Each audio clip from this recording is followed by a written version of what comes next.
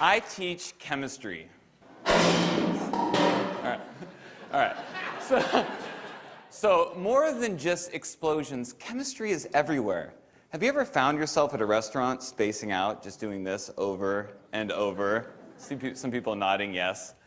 Recently, I showed this to my students, and I just asked them to try and explain why it happened. The questions and conversations that followed were fascinating. Check out this video that Maddie from my Period 3 class sent me that evening. Are you ready?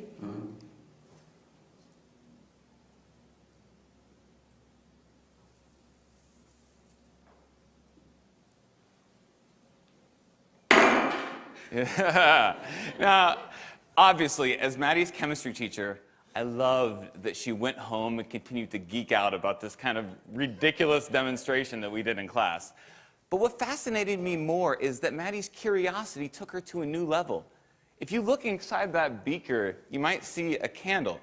Maddie's using temperature to extend this phenomena to a new scenario. Questions and curiosity like Maddie's are magnets that draw us towards our teachers, and they transcend all technology or buzzwords in education. But if we place these technologies before student inquiry, we can be robbing ourselves of our greatest tool as teachers, our students' questions.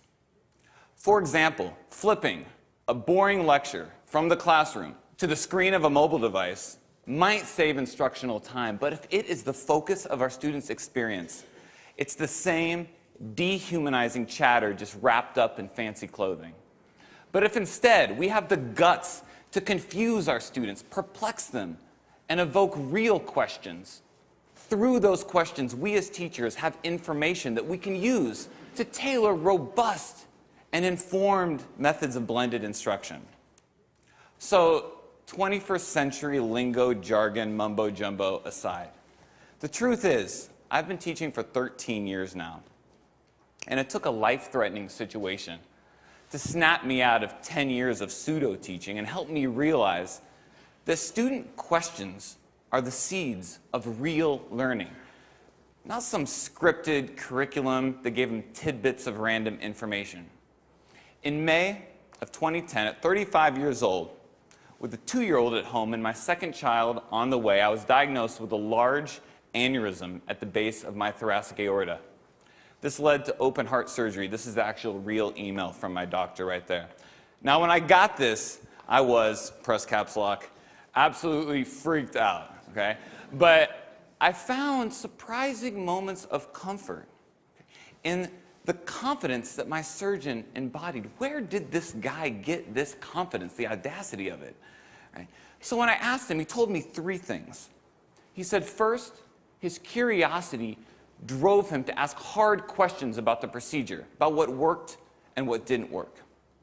Second, he embraced and didn't fear the messy process of trial and error, the inevitable process of trial and error. And third, through intense reflection, he gathered the information that he needed to design and revise the procedure, and then with a steady hand, he saved my life. Now, I absorbed a lot from these words of wisdom, and before I went back into the classroom that fall, I wrote down 3 rules of my own that I bring to my lesson planning still today. Rule number 1, curiosity comes first. Questions can be windows to great instruction, but not the other way around. Rule number 2, embrace the mess. We're all teachers. We know learning is ugly. And just because the scientific method is allocated to page 5 of section 1.2 of chapter 1 of the one that we all skip, okay? Trial and error can still be an informal part of what we do every single day at Sacred Heart Cathedral in room 206. And rule number 3, practice reflection. What we do is important. It deserves our care, but it also deserves our revision. Can we be the surgeons of our classrooms? As if what we are doing one day will save lives. Our students are worth it. And each case is different. All right, sorry. Chemistry teacher and me just needed to get that out of my system before we move on. So these are my daughters. On the right, you have little Emma Lou, Southern family. And On the left, Riley. Now, Riley's going to be a big girl in a couple weeks here. She's going to be 4 years old. And anyone who knows a 4-year-old knows that they love to ask, why? Yeah, why? I could teach this kid anything because she is curious about everything. We all were at that age. But the challenge is really for Riley's future teachers, the ones she has yet to meet. How will they grow this curiosity? You see, I would argue that Riley is a metaphor for all kids. And I think dropping out of school comes in many different forms. To the senior who's checked out before the year's even begun, or that empty desk in the back of an urban middle school's classroom. But if we as educators leave behind this simple role as disseminators of content and embrace a new paradigm as cultivators of curiosity and inquiry, we just might bring a little bit more meaning to their school day and spark their imagination. Thank you very much.